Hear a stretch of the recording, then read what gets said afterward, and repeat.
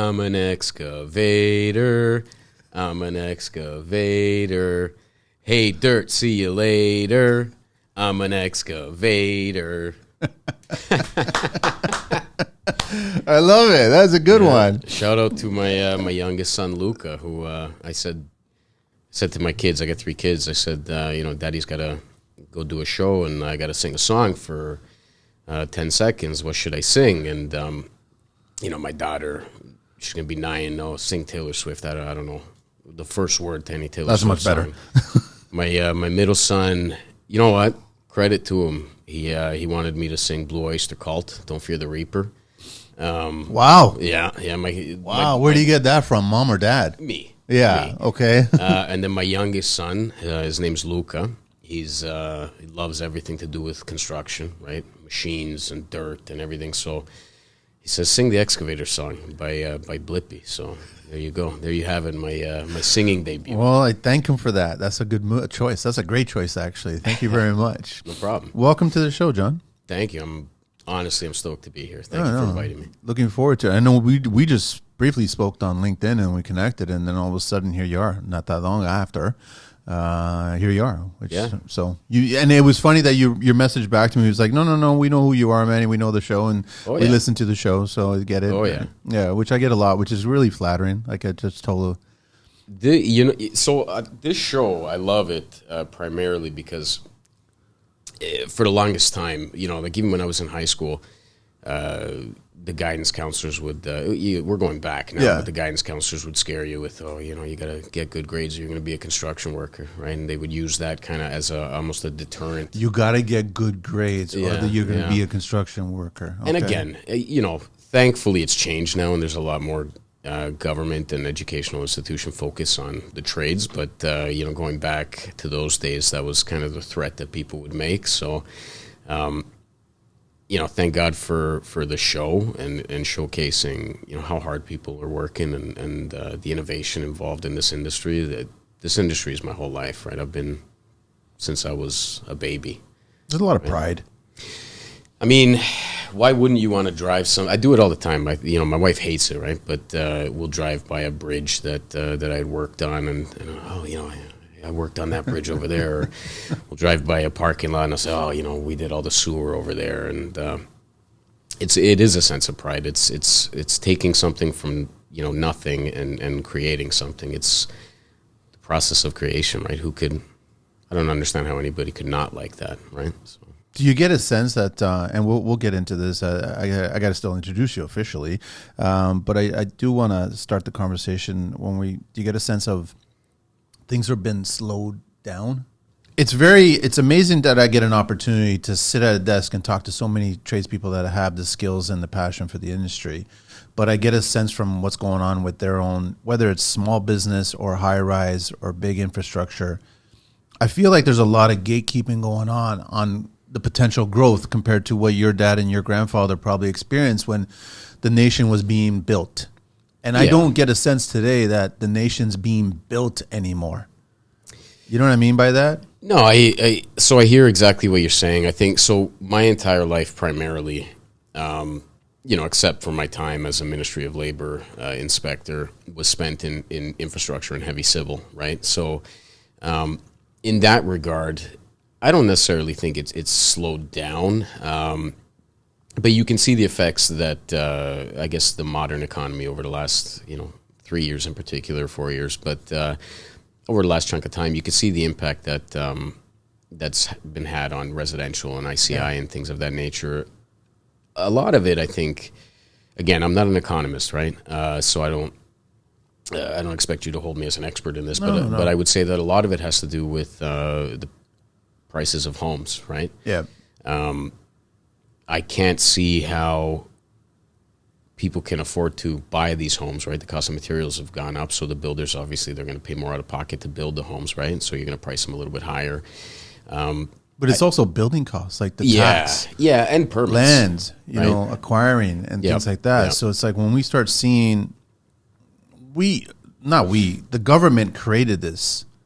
problem. Right. When we didn't have this wasn't an option back in the day. Like everyone talks about the good old days where it's like you can buy a house for $20,000. Yeah. When cars were $3,000. Right. And like the income to ratio was reasonable, and now it's not. And then you start wondering, well, do we fix this or do we just live with it?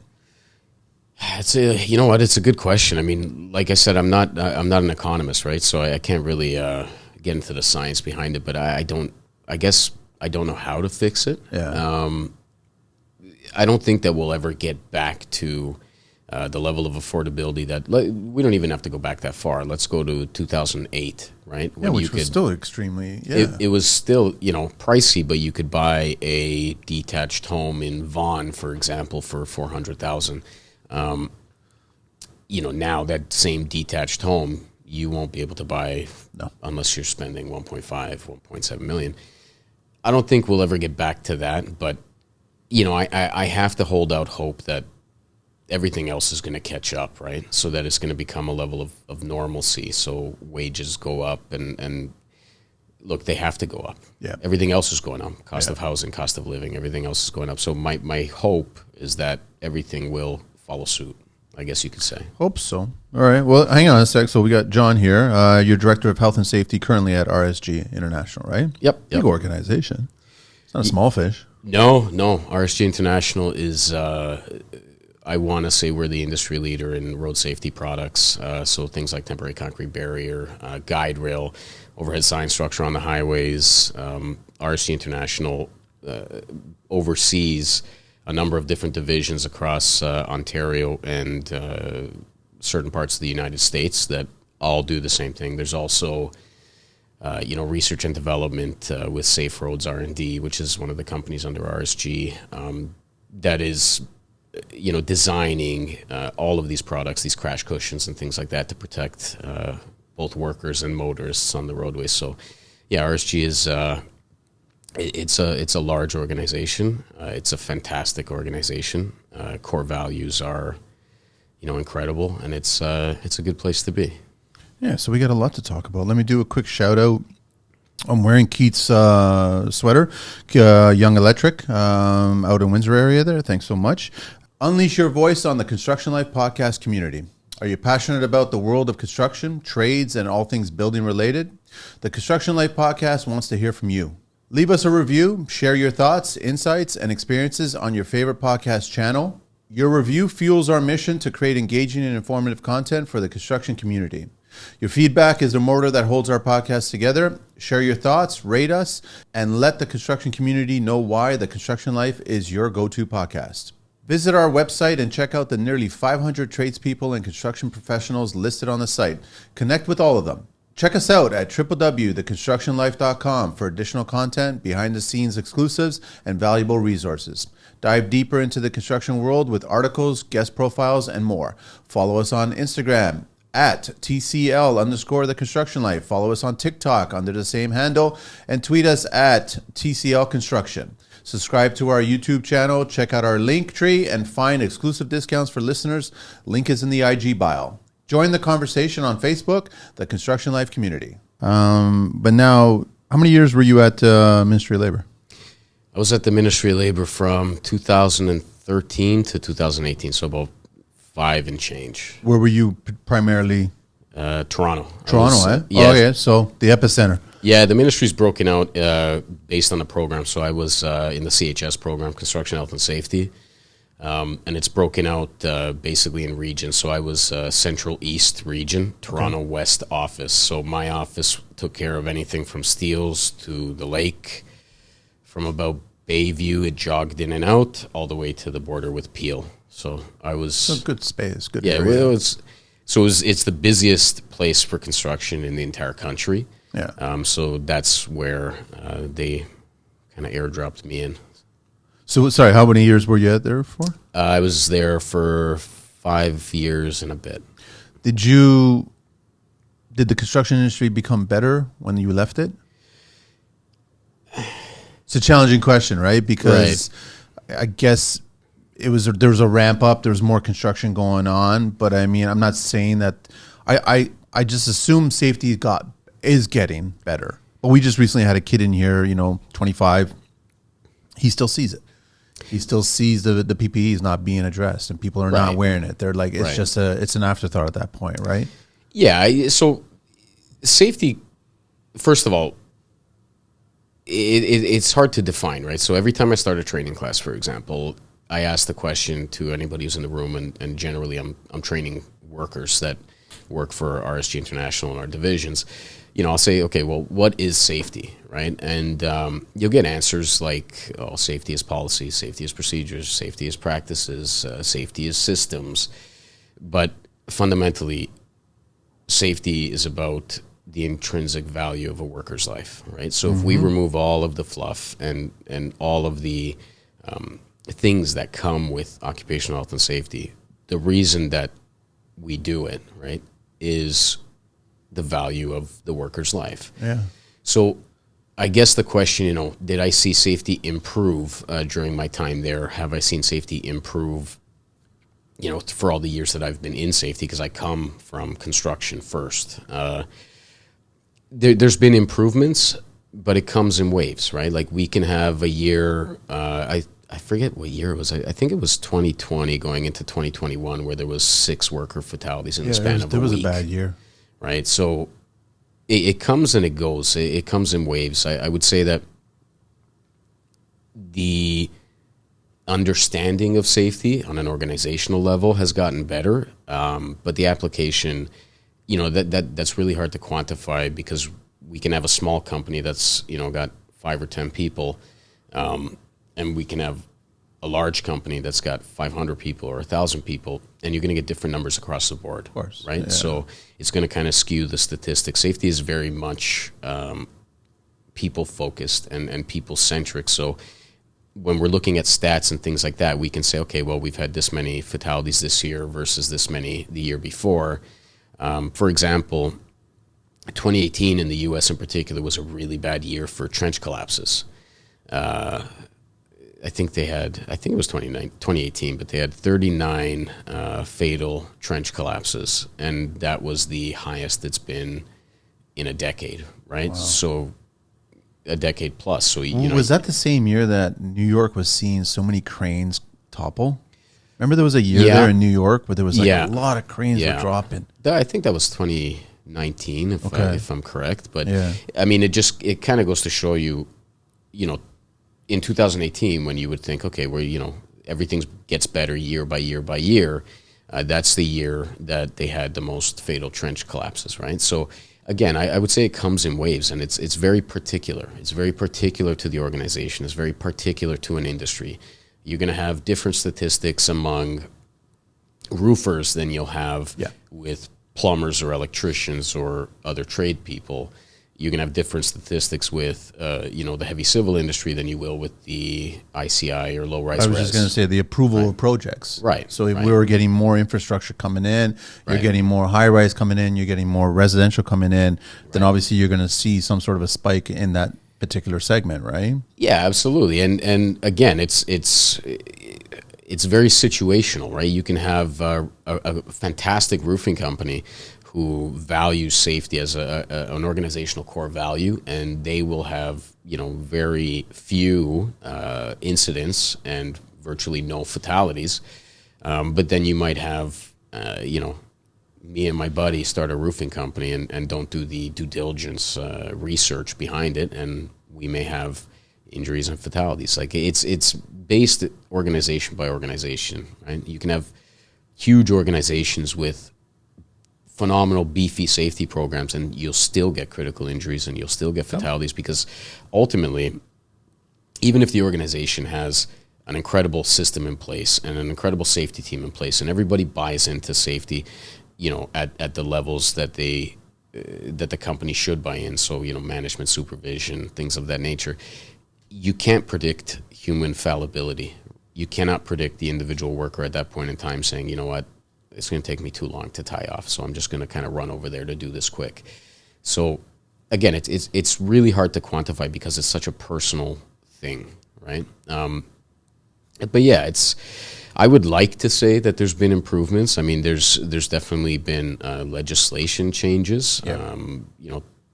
working at Heights, for example, that came to be as a result of the Dean Commission, which was a commission that was enacted after the Metron swing stage collapse in 2009, where 4 workers were killed and 1 was injured. I actually know the inspector who responded to that event. He's a consultant now. He's one of my closest friends. Okay. But working at Heights legislation was as a result of that. And rules, compliance, regulations. These are all super critical things. We use tools that require high safety standards. We have to meet compliance and regulations at all times, not just for governmental issues, but to avoid putting out employees at risk. Every tool requires a different kind of training and understanding of how to operate it safely. Every rule needs to be fully understood. We need to know who's qualified to do certain jobs and who's not. All these are important things we managers must take care of to keep safety high at all times. Now, getting it done is way harder than talking about it, but luckily there's a platform I found that can help you out with everything I just mentioned. A great software called Connectteam, which has training and quizzes that you can build in any way you'd like to make sure your employees always know how to handle certain tools. You can see who's done at a certain course or quiz and who didn't complete it and can't work with a certain tool until they do. You also have the ability to update if there's a new regulation you need everybody to be aware of ASAP. And there's a simple overview screen to track who saw it. Plus, Connectteam Schedule allows you to add limitations for certain jobs. So if one of your employees is not qualified to do a certain job, the system will automatically notify you about it. The platform offers a lot more, such as easy access to playbooks and hazard reports. Just check them out for yourself. Connectteam has a free plan and a 14-day free trial. Try them today by checking out the link in the show notes. It's unfortunate, but it takes something catastrophic to kind of force through change at certain times. So there are improvements, but having said that, falls are still the number 1 killer in construction. Yeah. Right. Even after working at Heights, even after Metron. So again, it's situational, it's organizational, it's crew specific, it's worker specific, right? It's the long-term ones that I'm concerned about. Right. It's the chronic ones that I'm concerned about. Right. And I know that it's really easy for the industry to say, listen, harness, PPE, get to work, do your job. But if you're taking off your respirator while someone's still cutting concrete 10 feet away from you, you're inhaling that, which is going to be a problem down the line. For sure. Right. So I almost would want to treat everything. It's just like, this is just how the industry is. We want workers that live a healthy lifestyle when they retire, a physical and mental lifestyle. Right. And that's not the most part. Like there's a lot of, like, I'm sure you probably saw it with your dad and your grandfather. I saw it in my dad as a bricklayer. They're chipping brick, they're cutting brick, and there was no such thing as respirators, and there's all kinds of airborne dust, and that was not a healthy environment. And obviously, probably every single one of them was smoking. Oh yeah, it was a pack an hour or something. It was just insane. So it's just but they were hard workers, but they had health problems later on, right? For sure. I mean, I grew up in heavy civil, right? I was really from the moment I was born. I think. My father tells a story that when my mother was going into the hospital to give birth to me, his boss at the time said, hey, take as much time as you need. Take a week off, right? So sure enough, it gets to the hospital. I was born. The next day he calls him and says, where are you? Why aren't you on site here, right? So it's been a week. Construction week. Yeah, it's been a day. I mean, I grew up in this industry. I was, 5, 6, 7 years old, sitting on my father's lap while he's running an excavator on a Saturday afternoon. I hope that still goes on.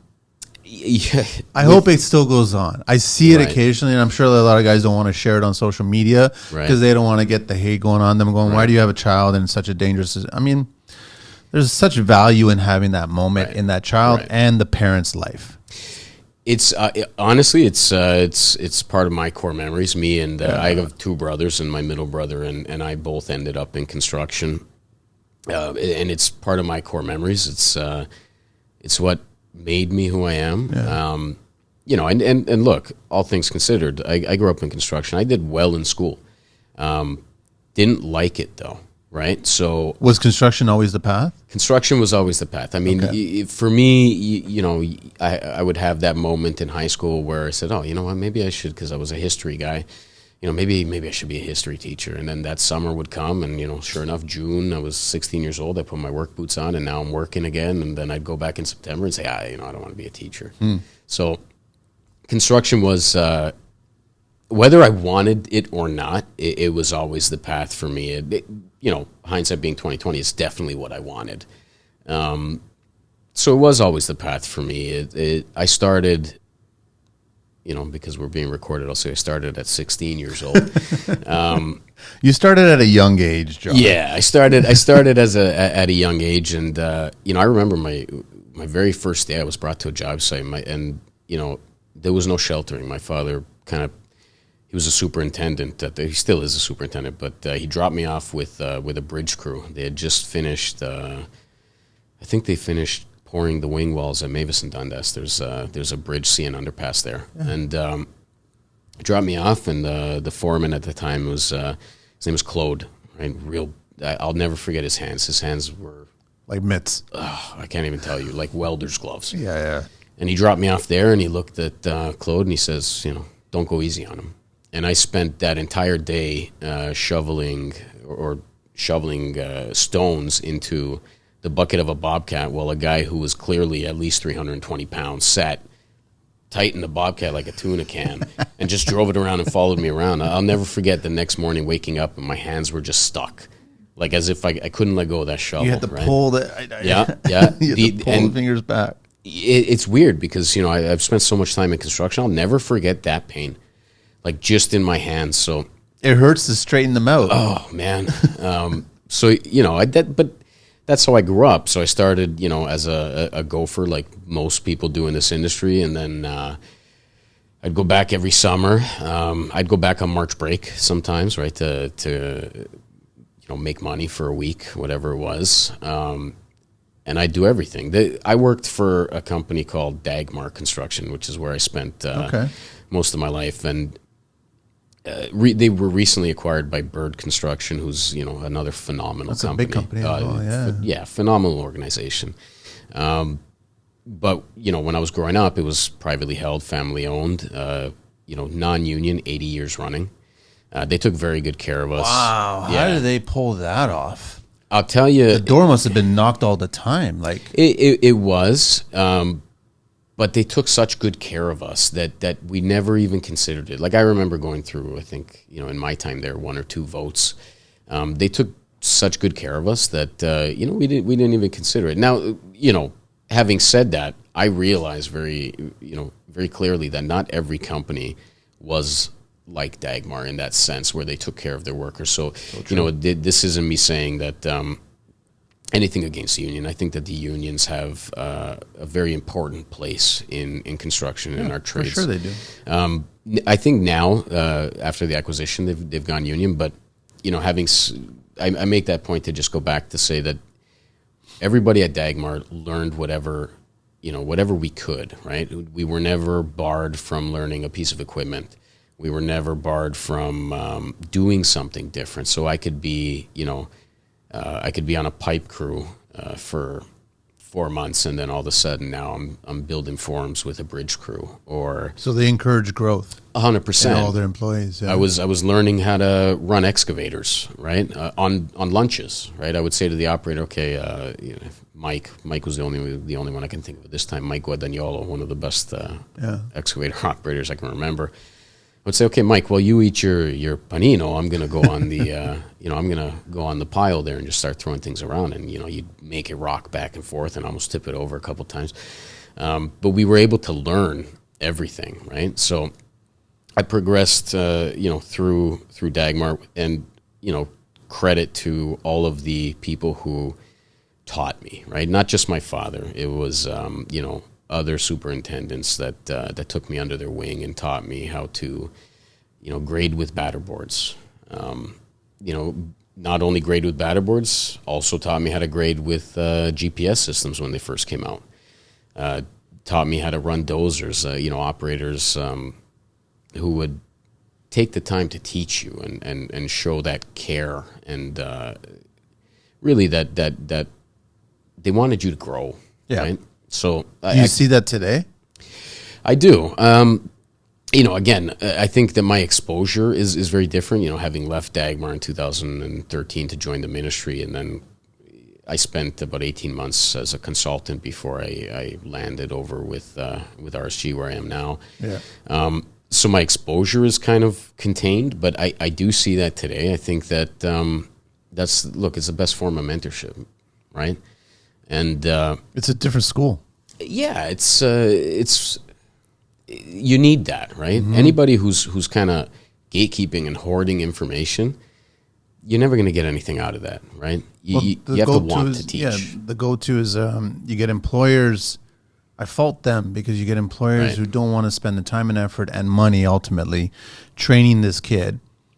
And they're in the back of their head, they're thinking that this kid's going to take off and go elsewhere and benefit from my teachings. Right. And I'm like, you could look at it that way, but you could also look at it like he's going to contribute to the industry, which collectively we should all be doing that. So if you had a hand in teaching this individual, somebody else is going to have a hand in teaching that individual, and it should keep on going to that point. And it's all the better, like you just expressed in this right now. It wasn't just one person. Right. You got a lesson, if not lessons, from many people, and those were valuable lessons over the course of your career, right? And so more of these kids should be doing that. So employers should not be looking at it as a negative. They should be thinking about it like, I'm contributing to the industry. So this one individual is going to grow up and be another teacher, and so on and so on. And that's what we really need and want, right? Yeah. Again, it's anything that's happened in my life, right? Where I am today, I attribute to people who believed in me at certain points in time. I mean, like I said, I was an intelligent kid. I always did, well in school. It wasn't for me. I learned what I know, and I am where I am because of people who believed in me throughout my entire life, whether it was at Dagmar, whether it was at the Ministry of Labor, as a consultant, or where I am now. Who I am is a result of all of the mentors that I've had and the things that I've learned and who I will be in 2 years, 1 week, 1 month, 1 year, 2 years is going to be as a result of everything else that I can learn. And if I can, I do take it seriously to teach people coming up underneath me, particularly in safety, because this is my profession now. I try and mentor them the best way that I can too, and provide them with as much guidance as I can. Dagmar did it phenomenally. They're still family to me, right? My middle brother's still there. He's going to kill me because I don't remember the title, but he's like a senior project manager or something over there. Okay. My cousin, he's going to give you a card, another one. Sam, don't give me a card. I'm not going to keep it. I call him my cousin, but he's more of a paisano, right? Gaetano, he's a superintendent there now. My father's still there. Like basically almost everybody who I grew up with over there is still there. Obviously not the the Nick the Bulls of the world and the sewer foremans that I came up under, but they're all still there, and now they're teaching people coming up into the industry under them, right? And it's life is about constantly learning and constantly getting better and not gatekeeping information. What I will say is that the reason that RSG, above being an industry leader and everything that they do well in the road safety industry, the reason that RSG is such a good organization is because of the amount of time and effort that they put in building their people as leaders. Yeah. And they always want to see you grow and learn and do better. And I think that, again, I don't have exposure to, haven't worked many other places, but that's what we need in this industry. We need people like, my cohorts on the senior leadership team and my boss and the owners of the organization. We need more people like them who invest in their people, knowing that we may not always stay with the organization, but we're going to be better because of our time there. Yep. And I think that mentality, that growth mindset, and that want and willingness to help and to build people, it makes all the difference in the world. John, why do I get the sense that, because you've got a lot of safety experience, why don't most contractors, tradespeople in general, want to have the safety conversation? Is it just because it's not cool? Like building something and driving a piece of machinery and creating a structure out of a hole in the ground, these are all cool things. I get it. They're all cool things. But none of that happens unless safety is paramount, right? Right. I would say that maybe it's not that they don't want to have the conversation. Maybe it's that they're not giving it the attention that it deserves. They're not giving their people. And when I say they're not giving safety the attention that it deserves, what I mean is that they're not giving their own people the attention that they deserve in keeping them safe. The reality is that safety, this is, it's weird to say, but safety doesn't make money. Safety saves money. And when we talk about, the cost of safety, so my personal opinion is, we have a safety department at RSG, but we also have safety departments within all of our individual divisions as well, because the organization understands the value of safety and understands, and I'm talking about the fundamental value of safety and protecting lives. Yeah. But we also use third-party consultants, right? So we have this, series of departments and all of this money spent on safety. And in addition to that, we're spending more money getting third-party consultants to come in to keep us honest, right? Because obviously it's easy to develop a bias working for an organization. You get complacent. You get complacent. Totally. You develop kind of a bias, and you may not see things always. Looking for cutting-edge solutions for your spray foam needs? Look no further than Elastichem Specialty Chemicals. With a remarkable track record spanning over 3 decades, Elastichem stands as an industry-leading supplying contractors across Canada with top-grade closed-cell, open-cell, and specialty foam products and accessories. Experience hassle-free spraying in both summer and winter with Insulthane Extreme, Canada's groundbreaking HFO closed-cell product. Time is precious, and we know it. Optimize your efficiency and avoid downtime by choosing the best products with the best technical and customer support. Elevate your spray foam game today with Insulthane Spray Foam products by Elastichem. Give them a try today. Visit their website at www.elastichem.com or give them a call at 1-877-787-2436. The way somebody else will see them. So I have a fundamental belief that consultants play an important role in our industry because they will keep companies honest. They will keep safety departments honest. They will help you to see things that you may have blinders on and may not be able to see. So, I think when we're having the conversation about safety, and it comes down to money, because look, in our world, everything's going to come down to money at the end of the day. I don't think a lot of organizations realize the indirect cost of incidents and accidents at work. Like, I'm not talking necessarily about the WSIB statistic that a lost time injury on average costs about $30,000. Okay, like you can quantify that based on WSIB statistics. And that's true. But what people don't take into consideration is that it's not that, WSIB $30,000 that you're going to have to worry about. What you're going to have to worry about is, number one, is the ministry going to shut down your job to do an investigation? Are they going to shut down your job proactively, until you can fix your issues on site? What is the cost to being shut down for a week, right? So that's one cost. That's an indirect cost. Let's just say you get charged by the Ministry of Labor. Okay, well, now it's not the potential fine, which is up to $2 million per charge in Ontario and $500,000 per charge to an individual. So now you're not just worried about that fine. Now you have to hire a lawyer to represent you in court, and what's that going to cost you?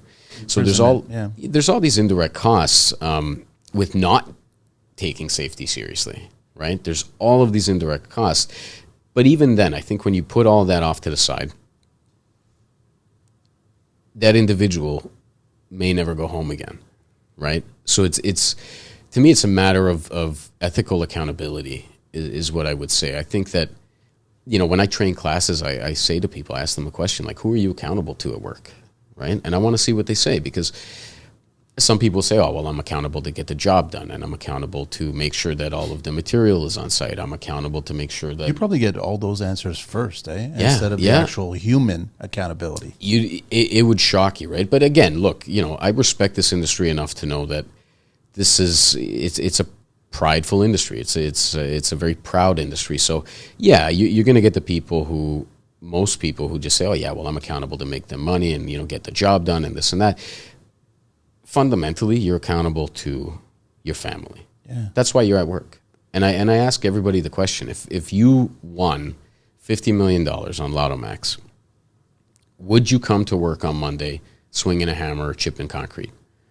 That's the honest question. Some people may say yes, right? But at the end of the day, I'm going to tell you that 90% of people will say no, because now they don't have the need to feed their family anymore and go to work to make that money. So the follow-up to that is your paycheck worth your life at that point in time, right? And it doesn't matter what your position is. It doesn't matter, whether you're making... It never should be. Right. You can make $300,000 a year.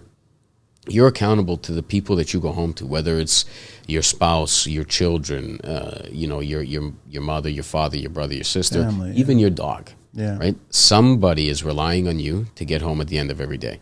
Every single morning that we get up, grab our lunch boxes, put our boots on, and step out that door, we are making a promise to the people in that house saying, I'm coming back today. I'm coming back to you today. So again, I think when we move the money to the side and we put all, the cost of safety to the side, there's an ethical obligation as organizations, and not even, at that macro level as an organization. If you're a supervisor, right, you have an obligation to the folks in your care to keep them safe, right? The entire Occupational Health and Safety Act in Ontario and OSHA in the U.S. Is written on the understanding that we have an obligation to send people home safe at the end of every day. Yep. So, to get back to the question, why organizations don't like to have that talk, it's a mindset. Right. And I'll tell you right now, I've done, a bunch of fatality investigations. I've done a bunch of critical injury investigations. I will tell you right now that changes everything. That changes everything. And not only does it change the fact that, this may cost you X amount of dollars. And when we're talking about indirect costs, by the way, that's all profit, right? So if you're doing work and you're making, 5 points, that's your profit margin, okay? And you make $1 million and you do $1 million worth of work a year, right? And then you get fined by the Ministry of Labor $50,000. What did you work for to begin with, right? You're gonna have to do another $1 million worth of work to cover that. There's I'm gonna shout him out here, but there's a consultant out there, Kevin Brown, from Cobalt Safety Consulting. Kevin is a former Ministry of Labor inspector as well. He's one of my training officers. Kevin does a course called, it's a Gold Seal certified course called Supervisor Due Diligence. And that course will change anybody's mind, right? Whatever level of the organization that you're in, that course will change anybody's mind about the impacts of safety. What was his website? I think he's got a website just for that course. It's Supervisor Due Diligence. How often does he do it? How many days is it? It's usually a 1 to 2 day course. Okay. I think supervisorduediligence.com. Kev, don't... Somebody listening, just Google it and you'll find it. Don't hate me if I got that wrong. But, he'll talk about all of these things. He'll talk about all of the costs involved with unsafe work and all of that stuff. He'll talk about, all of the stuff that organizations want to hear, right? How much is it going to cost me? What's my exposure and things of that nature. But he'll also bring it back to the fact that we have an obligation to send people home to their families every day as organizations. Every fatality I've ever done has changed the life of whoever was involved in it. Whether it was the supervisor of the worker who was killed, whether it was the owners of the organization that the worker worked for, whether it was the individual's co-workers, it has changed everything. right? It changed everything in their lives. I've never met somebody who's gone through a fatality at work, even, at arm's length, and has been the same. You can't. No. Because what happens then is you realize the humanity around you, right? Part of it. That's when you realize but it takes that. And it's That's unfortunate. Right? It's unfortunate, but yeah. The amount of GCs that I talk to, when they're running businesses and they're looking at numbers, when they start describing their workforce, they start quantifying the mouths that I have to feed. So they look at the individual person that's working for them, subcontractor, employer, or supplier, or whatever it is, right? They just think about, I'm responsible for their mouths that they have to feed, so their family, right? But it's just, nobody really brings up what you just brought up. Nobody ever talks about that. If this individual is gone, the impact associated with those mouths to feed now. Right. So I think the conversation should be with everybody looking at anybody that's working for them or sub, or you guys are all brothers and sisters in this industry. Right. If they're gone, their life is gone, the impact that takes. It's not just about the mouths that you have to feed regarding their job, or if I have to let them go, or I have to give them more hours, or whatever it is. It's if the individual's gone completely. Right. That's the impact, yeah. It's it honestly breaks my heart. I mean, look, the fact that I got into the Ministry of Labor is an entire fluke to begin with, right? Like I applied to the Ministry of Labor as a joke when I did. I had no interest in safety when I applied to the ministry. The running joke at the time was that I would, quote unquote, die at Dagmar, meaning that I would spend my whole career at Dagmar and I'd retire there, and nobody. It's funny because nobody ever really retired. Like I had supers and foremen that were 72 years old that I promise you now could still get that job done better than anybody else underneath them. Right? There was I don't doubt it. There was an operator. His name was Enyo. He was a grader operator. I think that guy worked until he was close to 80, and still you wouldn't. He was irreplaceable. Yeah, you wouldn't find better than Enyo. So, it's. That was the running joke at the time, and at that time I was a supervisor. I was running jobs, and the beauty about Dagmar was that if there wasn't enough jobs for every super to run, we would go to work on the other jobs. So we were doing track extension for Metrolinx in Stouffville. Okay. It's about 6 kilometers of extension, and I was having a rough day. I was shooting grade at that time. I was having a rough day, and I was complaining. I said something along the lines of, you know what, I'm going to go work somewhere else. I don't want to do this anymore. And Artur Santos, who was a dozer operator at the time, he made a joke. He goes, hey, you're going to die here. It's like, you're not going anywhere. So I went back to, it was GPS at that time, so I did a topo. Went back to the trailer, plugged you remember those little internet rocket sticks? Yeah. Right before, we had. Now I got connectivity, yeah. Yeah. So I plugged it in, started emailing these shots to the consultant, the engineering consultant that was there. And I don't know how it came across my screen. It was like, divine intervention, but I saw an ad, a Google ad at the time, Yahoo or Google, whatever it was, for the Ministry of Labor hiring inspectors. I didn't do safety, okay? Not to say we didn't work safe. Dagmar, we were very safety conscious, but it wasn't my interest, so I applied as a joke, and this was a long application, man. Like, it took me an hour to get through it. So I applied as a joke. I printed out the email that I got that said, okay, you've successfully applied, and I ran back to Arthur, and I says, look, I told you I'm going to go somewhere. Honestly, the joke was on me, though, because I never thought I was going to get that job. I didn't have any of the what I assumed were qualifications needed to get that job. What was the assumption? I wasn't a safety guy, right? Like, I remember safety rep, safety accreditations. Yeah, something like that. Somebody who does safety for a living. That's what I had thought. Okay. And then I remember about 2 months go by, and I get a phone call, and their selection process, like, you go and you do a test first, and I remember being in a room. It was at I think it was Jane and Wilson. We were in a room at a hall, and there was, I want to say, 100 of us, and they put a test in front of us, and they said, okay, you have X amount of time to complete 60 problem-solving questions, and then you have same amount of time to complete these like pattern recognition questions. It was a weird test, unlike anything I've ever done. Okay. But I remember even kind of sitting in that area before we started that test and after we finished that test, and I'm talking to people who, I went to university for this, and I've been working safety with this person, and I've been doing this for so long, and I thought to myself, I was like, why am I even doing this, right? Like, this is a joke that's gone too far now. But I stuck with it the entire time. I didn't think I was getting that job. The entire time. Stuck with it. Difficult answer or difficult questions, or it was a difficult test. Like, I think I don't want to throw out numbers, but I don't think many people passed that test, quote unquote. I think it's more of a personality identifier test and things of that nature. But a lot of people did that test, and then a couple months go by, and here I am thinking I didn't even get it. So I didn't even tell anybody at work that I was doing any of this, right?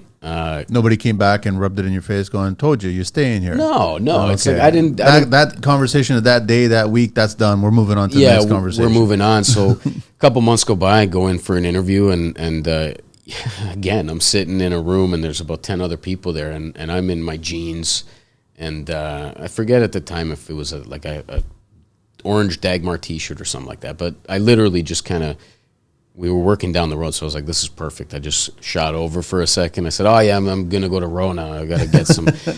And so I did an interview. This podcast episode has been sponsored by Class & Bronze Limited, authorized Canadian and U.S. wholesale distributor of Pagan heavy-duty, high-performance tile leveling systems and installation tools. Choosing to buy outstanding and beautiful tiles also requires buying an exceptional tile leveling system. For hassle-free installation and an exceptional leveled finish, choose Pagrin. Imitate it, never duplicate it. Available at Amazon, select ProSol stores, and purchased at www.tilelevelingsystems.shop. You can also find Pagrin on social at Tile Leveling Systems and their website, www.pagrin.com. I didn't hear nothing. Again, 2 months go by. Then I get called for a second interview, and I go and do that interview. And again, 2 months go by. I didn't really kind of put it all together that this was working out for me. But then another couple months go by. It was like an 8 to 9 month process to get hired. I get a phone call from the public service HR department in, I think it was Sault Ste. Marie. I got that phone call from. I almost didn't even take that call. So I was like, who's calling me from the Sioux? And they said, hey, we'd like to offer you the position in the Toronto office. There was 4 spots for Scarborough office and Toronto offices. That's just what we called them. So you had Central East Toronto East, which was the Scarborough office. And then you had Central East Toronto West, which was the Toronto proper, I guess you could say, office. And there were 4 spots. So they offered me this job. I said, I said, okay, I'll get back to you. And I remember at that time I went to my boss at the time, one of the owners, and I said, I got offered this job. I don't know if I should take it. And he looked at, because first of all, it was a lot less money than I was making at the time. But he looked at me and he said, you went through all of that and you got offered a spot. If you don't take this job, I'll fire you. Right? And then he said, look, this is what I loved about that place. He said, look, if you don't like it, you have a home here. You come back. You can always come back. So started my ministry journey. We trained for about 8-9 months before we were given our badge, because the inspector is a provincial offenses officer. So we do 8 months of training, which is in class and shadowing another inspector. So went through that whole training period. I got my badge, and then I went out in the field and started to do the job as an inspector. But I'll tell you the truth, even at that time, even after all that training and after doing, and that whole application process, and even after getting my badge and going out and inspecting projects, I still didn't know if I cared that much about safety. The one thing that changed everything for me was my first fatality investigation. Yeah. That first fatality investigation changed how I personally viewed safety, motivated me to continue in safety. It really kind of lit the fire that has fueled me since that day. Until then, what was the most critical thing that ever happened on a job site for you? I'd get, so that was the big one. That was, and that was only a couple No, but months before after. that, so before you took Yeah. the MOL job, like what, like maybe a cut finger or maybe like things like that, right? Smaller things like that. I mean, somebody throws their back out, Yeah. which happened to be me. Even like I threw my back out once. Yeah. Somebody throws their back out. Somebody, cuts their finger. Whatever it is, I will say right now that in my entire career in construction at Dagmar, I was never exposed to or experienced anything critical because of the level of care The company. Not only the company had, we were a family. Yeah. We looked at each other like family. So, if I was looking over at another foreman or a supervisor or a laborer or an operator, I didn't look at them as, there's Tony Slippers, who's an excavator operator, and I don't care about him after 5:30, 6 o'clock.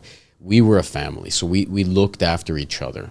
So we had the organization looking out for us, and we had each other that we would look out for each other. So I never experienced anything really critical, and I don't think that's why I took safety seriously. Yeah. I don't think that's why I was even sure I wanted to be an inspector. For the first couple months after getting my badge, I was still like almost bored in a sense. Was it awkward for you to walk onto job sites? No. As an agent? It was agent's a heavy word. As an inspector. Inspector, sorry. It was and it wasn't because my approach is very different. I come from the field. I don't come from an institution. I came from the field, so I approach things with a level of respect that I got respect in turn. But you're not the norm. I'm just assuming. Regarding inspectors, they're mostly from institution, not from the field. You know what? I don't know how it is now since Okay. I've left in 2018, but you'd be surprised. When I was coming in, it was me, Mike Lundy, who's still there. He came from Four Seasons Construction, Fari Paving. Like he was a super, so Okay. he had the same background as me. There was another fellow named Jerry. Jerry was an assistant super, I believe, at Acon or Dufferin. So there's a lot of Right. guys. There was Okay. a lot of us that came from the field. There was a good mix. I want to say that there were people who came from safety. Some of them came from consulting companies, and a lot of folks that came from industry. So I don't want to say it wasn't the norm. Like everybody develops their own different approach, right? But you're right. There's probably a better two-way street of Right, respect right. coming from somebody who came from the field versus coming from somebody that came from the office, right?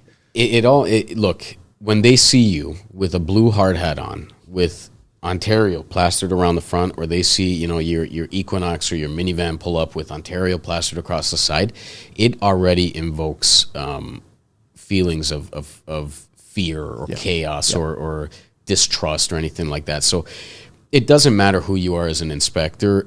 At the point they see you, Yes. they're not going to appreciate you being there at the point that they see. Well, most. I shouldn't say everybody doesn't appreciate it, but they're not going to appreciate seeing you when you show up. Yep. It's all about interaction. It's all about, I respect the gopher to the same degree that I respect the site supervisor. 100%. Because both of them got up in the morning at 4:30, 5 o'clock. They both put on their boots, grabbed their lunchbox, and came to work.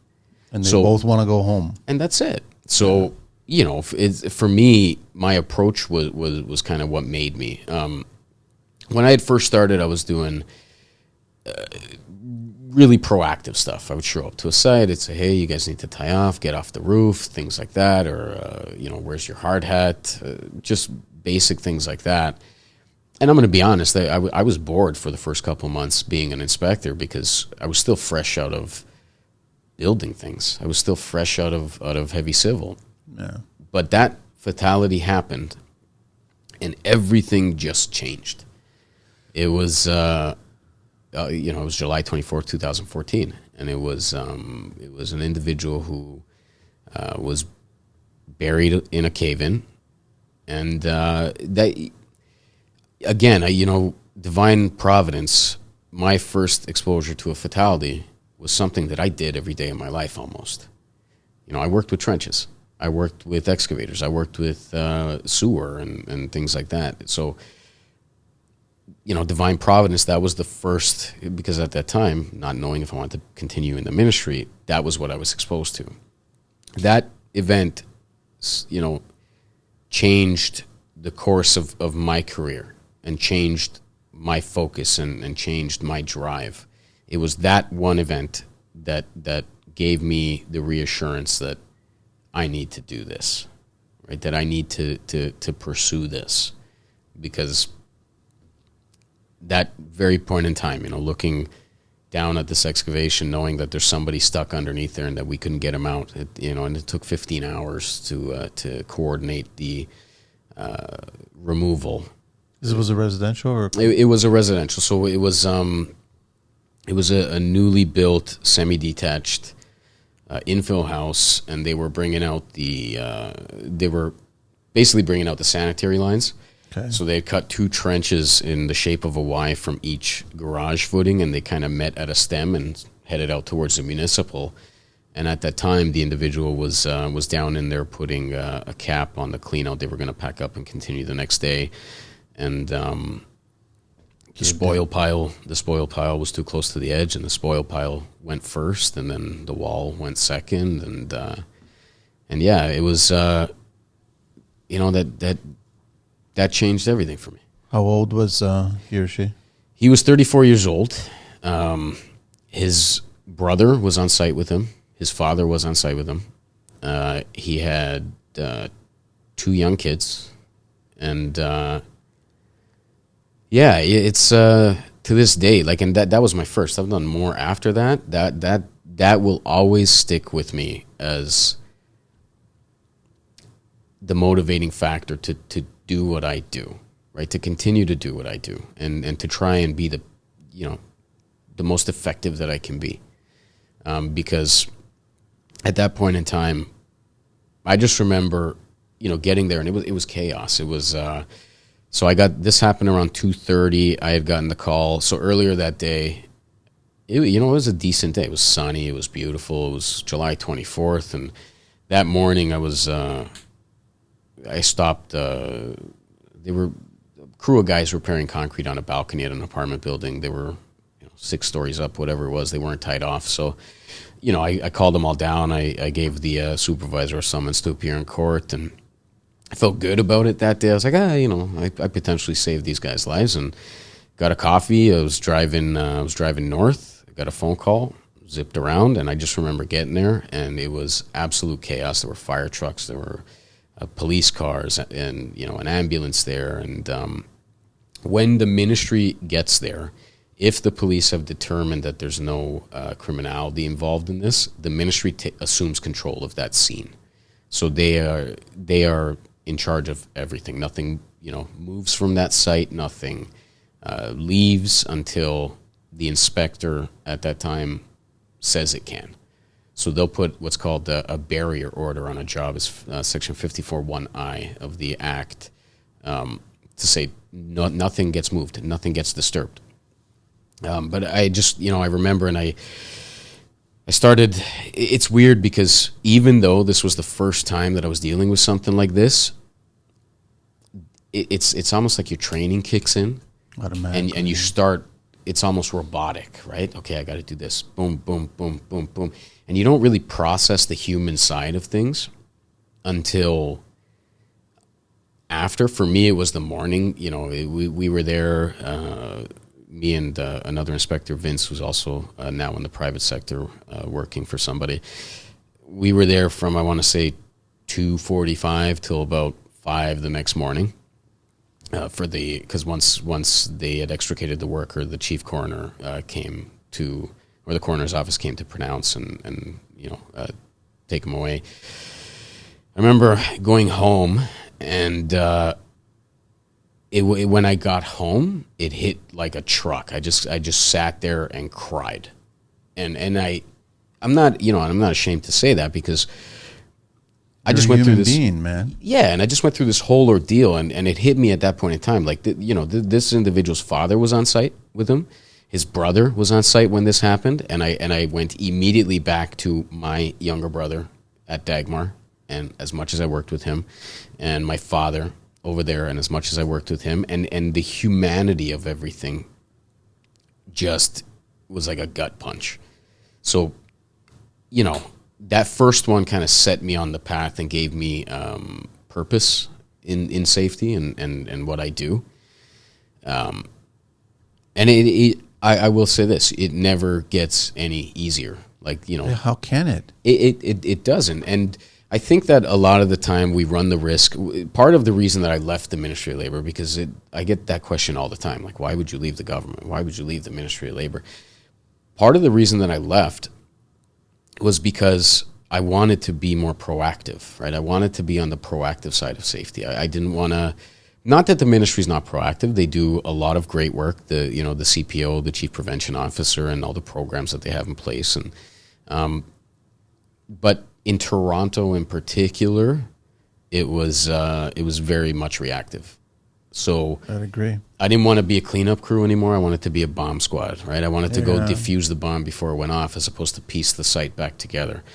But yeah, everything stemmed from that one incident, and that individual plays, even though we never met in life, that individual plays such a large part of my day-to-day life in safety.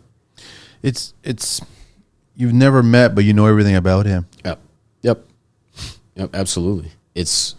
Since 2015, Groove has been built off the foundation of experience, innovation, and the continued desire to evolve how work is done even after the trade has mastered it. The people at Groove have more than 40 years of experience in the drywall and construction industry. Their commitment to both the growth of the company and the individuals Groove simply calls clients is unparalleled. Their mission is to empower builders, designers, and architects with the freedom to build on their designs, to encompass creativity in all of their projects without sacrificing quality, efficiency, or affordability. They accomplish this by providing production-focused solutions and design workflows that allow builders to overcome their construction limitations through drywall. They see drywall in a different way. Innovate, inspiration, integrity. Groove Industries. Check out Groove Industries at www.grooveind.com and on social at GrooveIND, and reach out to them on their email, orders@grooveind.com, or steve@grooveind.com, and Andre J @grooveind.com. And also their phone number is 416-629-3756. I can't tell you, it's how much of a role that he plays in my life, just motivating me to try as best as I can to prevent that from happening to anybody else's family. And that's what I really want, is that, and conversations like this, is that people listen, have a second glance at what's going on in your day to day. Right. Like, sure, it's going perfectly smooth, no different than how you just described it, how you were average day, going to work, saw an offense, issued it, had a coffee, and then got the call. Right. And construction is about split-second moments that will change so many different people's lives in an instant. Right. And if we can be a lot more preventative and just be conscious of it, there's never a dollar value that's associated with getting that job, getting that task, getting anything done that requires the loss of life. There never should be. It doesn't matter how big of a corporation it is. It doesn't matter if it's the biggest construction company in Canada, or you're a small mom and pop shop, or a one-man pickup Civic driving handyman. Just take a moment and just realize the loss of life and what it would do to you and to the person and to everybody around you, right? Yeah, it's, look. It's hard. Nobody deserves, I don't care what profession you're in, I don't care what setting you work in, nobody deserves to go to work, to earn a living, to better themselves or the lives of their families, and get seriously injured or killed as a result. Nobody. There are certain professions that, that is inherently possible. Police officers, firefighters, even paramedics, where that's an inherent danger that's part of the profession. There is no reason that a carpenter should go to work, fall, and die. There is no reason. That is entirely preventable, right? Yeah. And like, I don't know if you follow the these Instagram safety pages.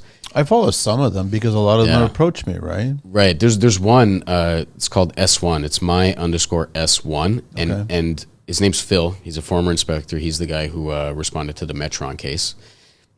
with the 4 workers there, and Phil will post videos that'll just make your skin crawl, right? And a lot of them are videos from, you know, other countries where we'll say safety is not as heavily enforced or whatever, but it'll make creative scaffolding. Yeah, it'll make your skin crawl. And the reason that I follow those pages is because I need to see what goes through people's heads, or at least I need to speculate of what goes through somebody's head when they're doing something like that. And you can do something for 20 years and nothing bad will ever happen. If it is unsafe, I don't care if you're in and out of trenches for 20, 25 years, 30 years of your life, and nothing bad has ever happened. It takes 1 second in time for that trench to collapse for any given reason to bury you alive. It takes 1 second, one wrong foot placement for you to fall off of a roof. It takes 1 second, you know, to not inspect your extension cord for any defects or anything like that for you to get shocked. Electrocution. Right? Yeah. Like it's 1 second in time. And it doesn't matter whether you've been doing it 20 years, 30 years, 15 years, 10 years. The thing that I like to tell people is that I thought I was invincible in construction too, especially when I was a young man. Everybody thinks that. You know, look, I'm not old, but I'm not young. But when I was a young guy, you know, I tried to be Hercules, right? I was picking up all the heavy things on the site. We all did it, John. We all like that. None of us are invincible. Nope. And we're all going to die one day. Yes. There is no reason that it should be at work. None at all. And that's the way that I see it, and that's the way that I approach safety, you know, differently than maybe somebody else does. I'm very people-focused. I think that connection is where you make change in safety, the connection to the people, and respecting what they do and not undermining them, right? The worst thing when I was in construction, the one thing that I hated more than anything was somebody saying, oh, well, you know, my book says you're doing it wrong. No, you shouldn't be doing that.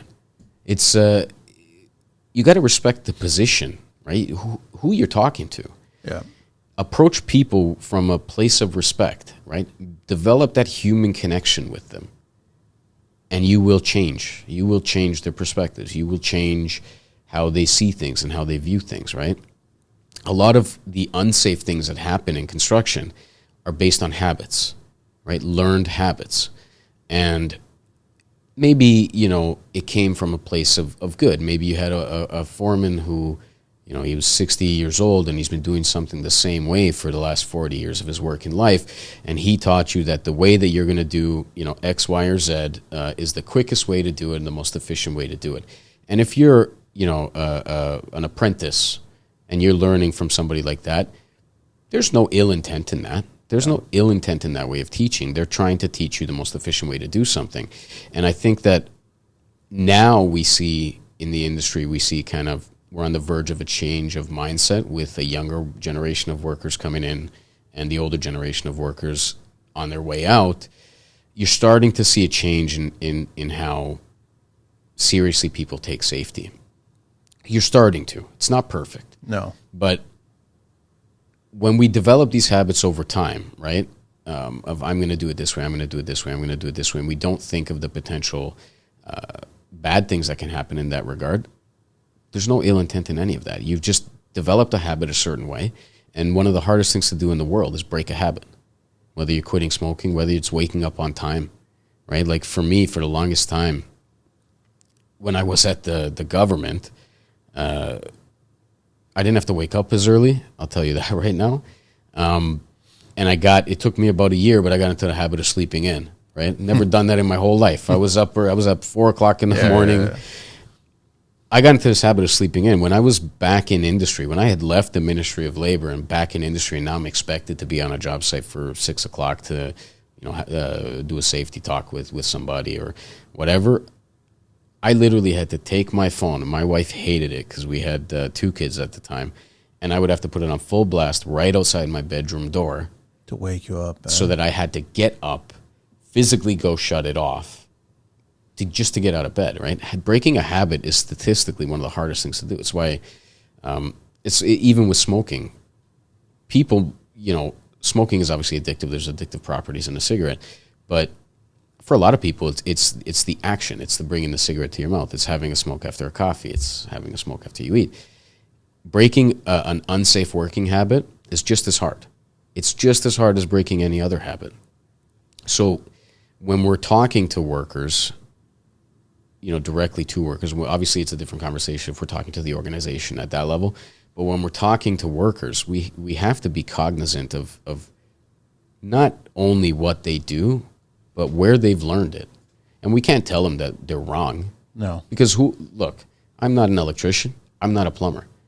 For me to tell an electrician or a plumber that they're wrong, that they're doing something wrong, Their back's up against the wall. their back's up against the wall. Period. That just happens, yeah. I have to approach from a place of respect. And a good safety person, doesn't matter whether you've been educated in safety, doesn't matter whether you've been educated through the field, right, through experience.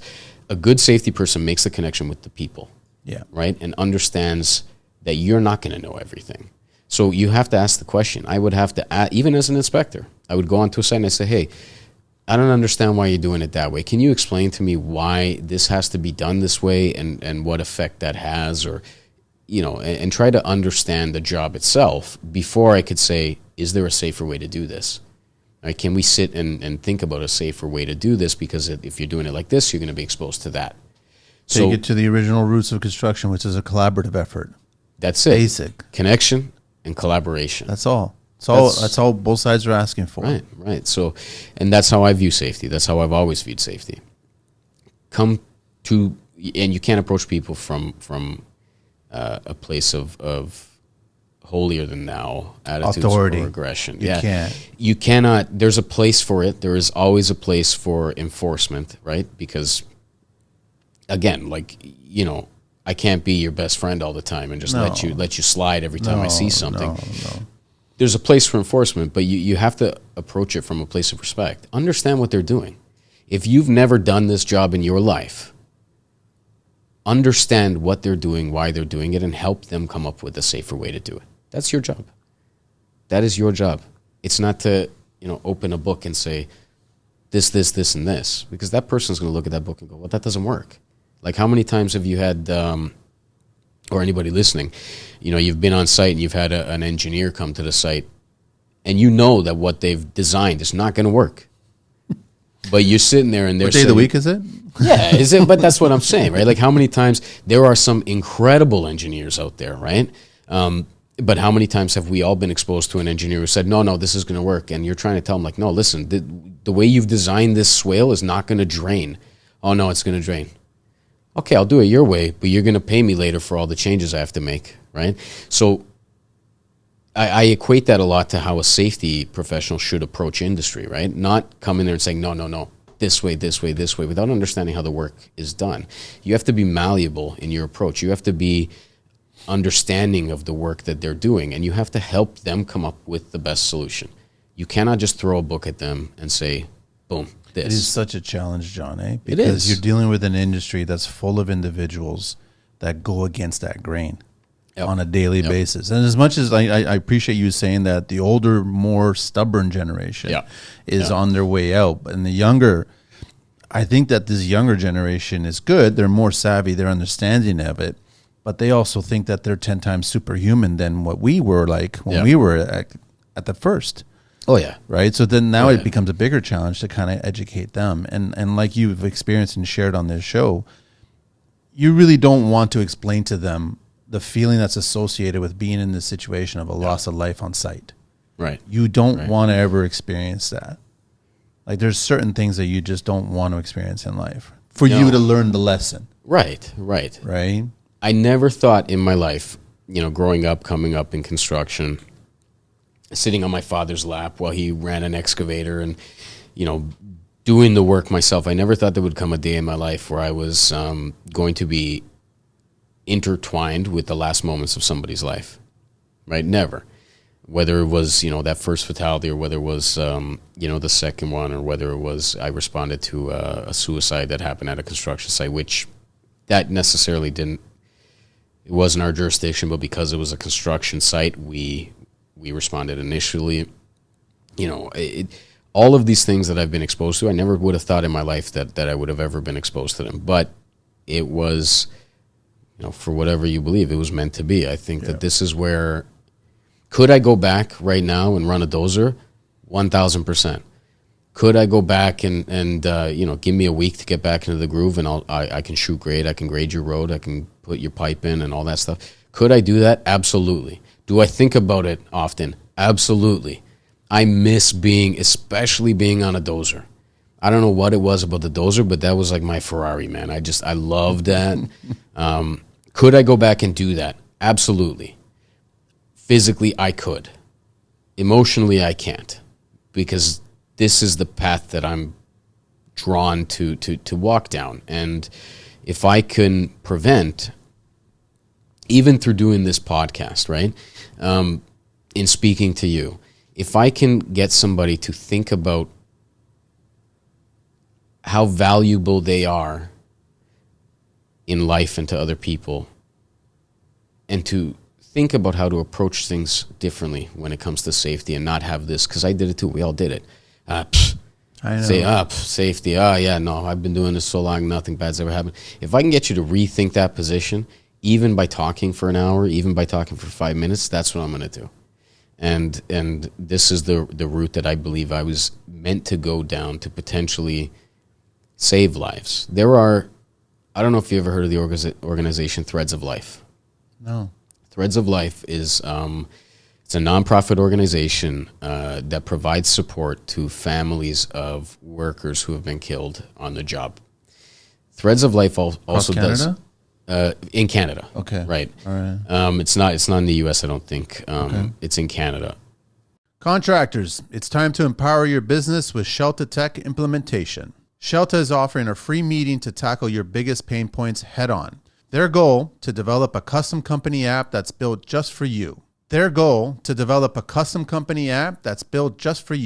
Solving your pain points, streamlining your processes, making your workday smoother. Here's the scoop. There's a $15,000 digital adoption grant available, and Shoutout is an expert at helping you secure it. This isn't just funding, it's your stepping stone into a new era of digital efficiency. By your second meeting, you'll get a tailor-made company playbook, a software prototype designed with your input, project tracking, real-time budget management, and daily logs, all integrated into a single app.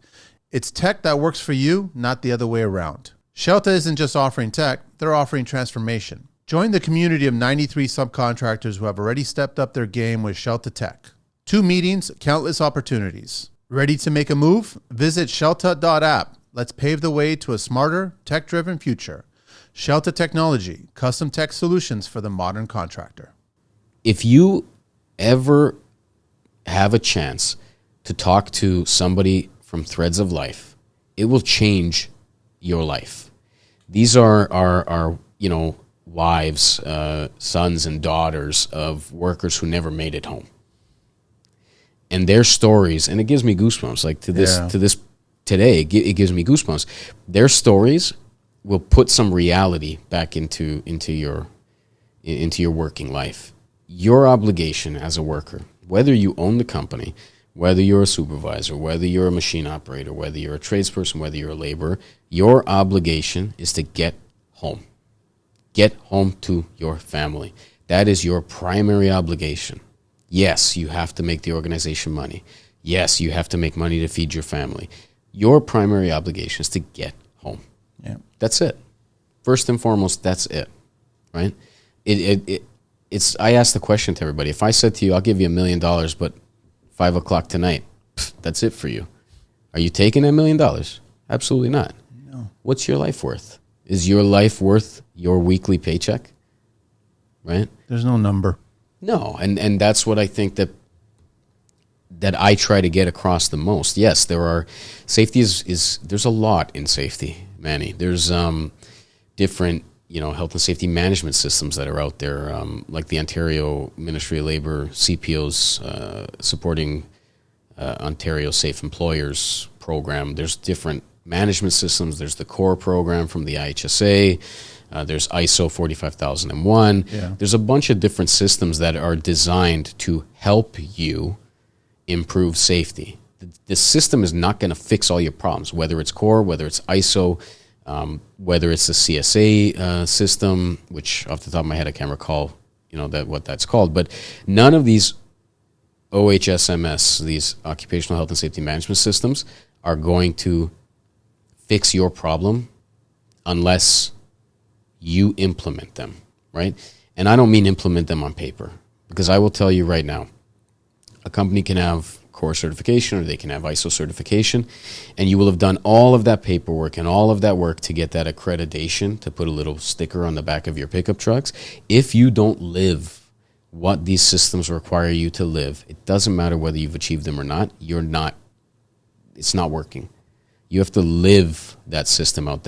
Safety is malleable. It's living and it's breathing. It's situational and it's organizational. It's from top down and it's from bottom up. The internal responsibility system is important. Everybody has a role to play. Every single person. And even these kids Right. have the right to speak up. And if they feel 1000%. that it's not comfortable, Yep. your job is not worth it, the paycheck's not worth it, Nope. you're not trying to be ego, it's not about, Nope. it's just you're saying that I don't feel comfortable, I feel Right. unsafe about this, right? I would love to challenge, everybody that's listening, for every trade lesson that you teach your workforce or you teach your business or you build your business off of, you teach a safety lesson associated with that trade lesson. Right. So you can Right. teach all the tricks and the tips and all about tools and how to fashion this, how to be a better woodworker, plumber, all kinds of trades. But every lesson you share a safety lesson, and you walk the safety lesson through it. Like, don't just, I agree with you. A lot of people are really great at the paperwork and putting it out there and adding the stamps on their signage, their trucks, their office, and having barcodes on sites and all this other stuff. But if nobody's Right. actually doing it physically, then it's just lost. Look, you can treat safety like a Halloween costume, or you can treat it like a way of life, right? You can have the stickers on the back of your trucks. You can, put out little cute messages on LinkedIn and things of that nature. You can use software. And look, I totally advocate the use of software, whether it's like, CoreFix is a fantastic safety program. You should get in touch. I'll put you in touch with Derek. You can't just wear it. You have to live it. You can't wear safety. You have to live safety. Safety has to be embedded in the fabric and the DNA of everything that you do. And on an organizational level, when we talk about, you mentioned workers and young workers need to be confident enough to say, I'm not doing this. I don't feel safe doing this. That's psychological safety, right? And psychological safety is there's very different facets. In our organization, HR leads the mental health initiatives and the psychological safety initiatives. Okay. But the most important thing about psychological safety within an organization is giving people the confidence to refuse work. They have to be confident that they can say, I'm not comfortable doing this, I don't feel safe doing this, or I don't know how to do this, without fear of reprisal. Reprisal is illegal, by the way. Yeah. They can't terminate you because of that. No, but they can't even. They can't reprimand you. There can't even be perceived discipline or reprimand for bringing up a safety concern. But I would challenge every organization to strongly put that message out there to say, look, you are not going to be reprised against. You're not going to be disciplined, and you're not going to be looked at, because a lot of this comes down to ego as well. Are they going to look at me differently? We're going to support you in exercising your right to question safety, right? All they're doing is bringing up a question, looking for an answer. They're not demanding anything. They are just inquiring. That's all it is. And I think it starts like with any government or any construction project, conversation, communication. That's it. That gets a lot further, and so many good things happen as a result of it. So we need more of that. 100%. And I will say, at the very beginning of this, you asked me, if I've seen the industry changing in any way. I will say that I think that has changed a lot. I think that responsible organizations, whether you are a 10-person operation or a 1,000-person operation, responsible organizations, responsible leadership makes it very clear that you have the right to refuse. Yep. But not only makes that very clear, we got to remember that there's obligations that every organization has under the Act, right? Under the Act. Even the word competent is different in your dictionary than it is to mine. I use the Occupational Health and Safety Act to define competent. You might use Oxford Dictionary. Two different distinctions there. So the Occupational Health and Safety Act, for example, requires every employer to appoint a competent person as a supervisor. If I were to ask you, Manny, what's your definition of competent?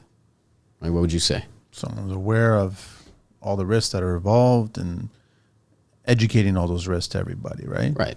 And you're saying that in the context of safety, right? Yeah. A lot of the times if I ask the question, hey, what's competent? I'll get the answer, well, knows how to do the job, knows how to, get this done the right way and stuff like that. And competency is really, it's having the skills to do something efficiently. The definition of competent person in the OHSA is 3 parts. And you can't just be competent if you meet one of those parts. It requires all 3 parts to be deemed competent, right? So it's knowledge, training, and experience to organize and execute the work, right? It is knowledge of the act and the regs that apply to the work that you do, okay? And that's an important one, okay? And it's knowledge of any actual or potential danger in the workplace of which the supervisor could, reasonably be aware. So when you look at that definition of competent, I would challenge any listener, right? If you are a supervisor, right? If you're the owner of an organization, how familiar are you with the act and the regs that apply to the work that you do? Because the reality is that if you were in court, and God forbid, I'm going to knock on your wood table here, right? If you were in court because something happened, that's going to come up, right? Of course it will. What training did you give this supervisor, Mr. or Mrs. Employer? What training did you give your workers to identify this? When that part of the definition of competent person refers to knowledge of the act and the regs that apply to the work that you do, there's no expectation that you're going to memorize that green book. I enforced it in Toronto for 5 years, and I didn't memorize it. I memorized the sections I used the most. I didn't memorize that whole book, but I know how to navigate it very quickly and very efficiently to find the answers I need. That's what knowledge of the act and the regs that apply to the work that you do means in that definition of competent person. So if you are a sewer foreman, for example, and you're working with trenches every day, you should know at least starting at section 222, we're talking about excavations and what's required for them. We're going to talk about what type 1 soil is, what type 2, what type 3 is. We're going to talk about sloping requirements and shoring and things of that nature. You should know that. If you are an electrician, you should know the part of the regs that deals with electrical work. Yeah. Right? And a lot of these businesses are specialized. That's it. So it's not that you need to know the entire book. No. You just need to know, like if you're constantly digging trenches, you're constantly taking care of panels, you're constantly doing. Right. Like that's your go-to. That's how a lot of these businesses work. So you should have a competent person that's addressing and informed about all that stuff. To the point that you technically shouldn't even be a supervisor unless you meet that definition. Because as the employer, you should, right? As the employer, that's a legal obligation. These are not suggestions, right? That green book is law. That can be, you can get charged up to $500,000 per charge per individual, $2 million per charge for the company. Now, will you ever see those fines? I don't know. There's been no court precedent, but that's that's not a suggestion, right? As a supervisor, as an employer, you need to appoint a competent person as a supervisor. Well, what makes a supervisor a competent person? It's not that they're the best electrician that you've ever seen. That doesn't matter. No. It's not that they make your company the most money. No. It's that they meet that definition of competency as defined by the Act. So, I would challenge everybody, like, how well do you know the Act and the regs that apply specifically to the work that you do? And I don't expect you to memorize it. I don't have it memorized, but I can navigate it. I can navigate it probably quicker than most. But everyone purchases it. Yeah, it's right there. Everyone purchases it, and they have it. Right. But the spine's never broken. No, they have it because the law says you have to have it on site. Yes. Right? So and Maybe everybody we should will know. encourage them to break the spine once in a while, if That's not it. every single day. That's honest to honest to goodness. I would say this: when you're training workers, do not kill them with PowerPoints. No. Do not kill. Death by PowerPoint is a thing. I hated PowerPoints. This is part of the reason that, when I was in college, I was like, oh my. It becomes Charlie's Brown teacher, man. Yeah, Right. Death by PowerPoint's a thing. Involve the workers. Have the conversations. When I train, supervisors, and by the way, the definition of supervisor doesn't just mean supervisor, right? You could be a lead hand, you're a supervisor. Yeah. PC, supervisor. PM, supervisor. It doesn't matter. Anyone with care and control over a workplace or authority over a worker in any situation. When I train our supervisory staff, a big part of that training is teaching them how to navigate the act and the regs, how to find things, how to read things, what a section is, what a subsection is, what a clause is, what a subclause is. And again, I'm not saying that I'm making them memorize, the traffic control section, but I'm going to teach you how to find it. I'm going to teach you what a section is.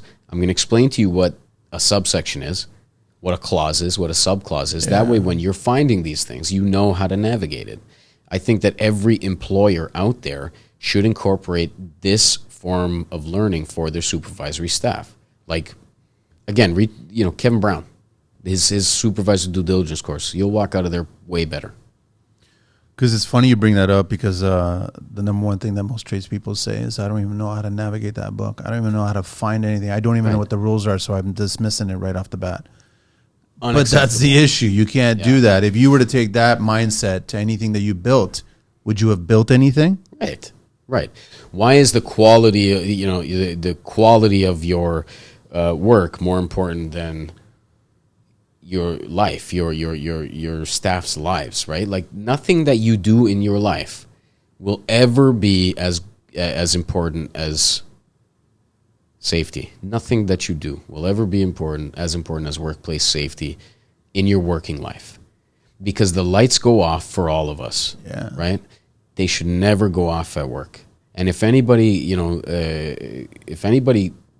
willingly goes to work to say, I don't care if people get hurt or killed here, they shouldn't even be in the industry. To the point where the courts are, prohibiting people from continuing work, repeat offenders. For the first time in, I think, Canadian history. Took some time. Man, it was a long time coming. For the first time in Canadian history, I think recently, a court ordered that an individual who had a history of contraventions cannot work for himself in Ontario anymore. They've prevented him from opening another company. It's a good move. It's a great move, actually. Seeking top-tier windows? Look no further. Payne's Window Manufacturing is the ultimate choice for custom builders, contractors, and homeowners. Visit www.paynes.com now to experience the pinnacle of quality and customization. Get your instant custom quote today. Elevate excellence with us. Plus, enjoy nationwide shipping across Canada and the U.S. Honestly, it took a long time, but I think that we're getting there. The next thing that I would like to see the courts in Ontario do is creative sentencing, which in the U.S. it's more commonly referred to as deferred prosecution agreements, or in Alberta it's creative sentencing. So what they'll do is they'll say, okay, you're up against a maximum of $10 million in fines, let's just say, right, for the sake of making easy numbers here. Mm-hmm. You're up against a fine of $10 million, but we'll work with you and we'll bring that fine down to $1 million if you commit to, working with the ASCA, which is the Alberta's IHSA, right? If you commit to working with them, if you go to speak in public about the impact that this had, if you commit to Alberta OHS inspections weekly, Alberta OHS is totally like this. The Ministry of Labor. Yeah, I think that we need to get there in Ontario. We don't have any of that here. We don't do that here, as far as I'm aware. I'm not aware of any court precedent that's been set to that regard. It happens frequently in Alberta, and I will tell you right now from experience, because I have another former inspector out there, Mike Brown, was working in Ontario, and now he's running a consultancy out in Alberta. Mike's been exposed to this a bunch of times. Kevin Brown? Kevin Brown's brother. Oh, yeah. I was going to say, are they related? Okay. They're related. Mike Brown runs a consultancy out in Alberta, so Mike's got a lot of experience in this, where this creative sentencing will require that somebody, if you're a company that didn't have core and you got charged with something, part of that creative sentencing agreement was that you're going to go get core now, or that you're going to agree to have. I totally would love to see that. A Ministry of Labor inspector from Alberta show up on your site weekly to do an audit. Yeah, that needs to happen, because there was an article recently put out in Occupational Health and Safety Canada. It's an online magazine, and it interviewed one of the workers who was injured in that collapse that occurred in London, where 2 workers were killed. Okay. And it jumped out at me, because one of the things that the injured worker said is, why are they going to care if they're going to get away with low fines? Why should they care? What motivates the employers to care? Yeah. Right? So I think that's where we need creative sentencing to be able to. Is there any mandate that is anybody pushing it forward that you know of? You don't know? I think that among industry, a lot of us are lobbying for it. Okay. Lobbying's the wrong word, right? But a lot of us are pushing for it. A lot of us talk about it. It hasn't gotten up to the CPO as far as I'm aware of yet. But again, listen, I have a lot of faith in the Ontario Ministry of Labor to. I know that they hear it, right, and I know that this has probably come up in 1,000 conversations. I just hope that they enact it. I think creative sentencing will force people's hands into participating in safety, not just paying your fine. Yeah. Because if I make $10 million a year and my fine is $50,000, I'm still profitable. I'm still profitable. And I'm not changing my ways.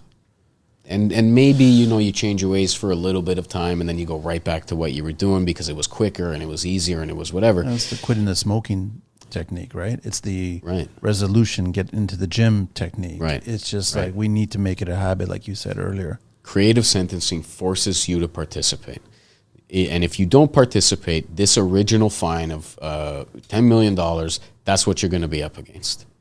So you either participate, or you're going to face all Everybody's of these going to participate at that point. 100%. If that's being given to you, those are the skills. Right. You're participating. And even if you're forced to participate at first, you're going to get better as a result. Right? You're going to start to care as a result. Yeah. I promise you now, I have never talked about. I actually do a course about that first fatality, or a little talk, I should say, not a course, and the impact that it had on me and that it had on this individual's family. Like, he'll never get to see his daughters walk down the aisle. He'll never get to have a father-daughter dance. And I've never left a room of dry eyes when I tell that story. I would encourage any organization out there, if you really want to make an impact, you really want to bring this home in a human way, contact Threads of Life. Have them set you up with a speaker who, lost her husband as a result of, a dump truck backing up. Have them send out a speaker that lost her son as a result of a fall from heights. I promise you that it will change you. It'll change the business too. And hopefully it changes you before something happens to you. John, we got to do the 12 questions. I would love to have you back and continue the conversation. And I mean, we haven't even talked about RSG, but I know that you handle safety there. Right. I mean, but the go-to, like every day, what do you do? Like what's your?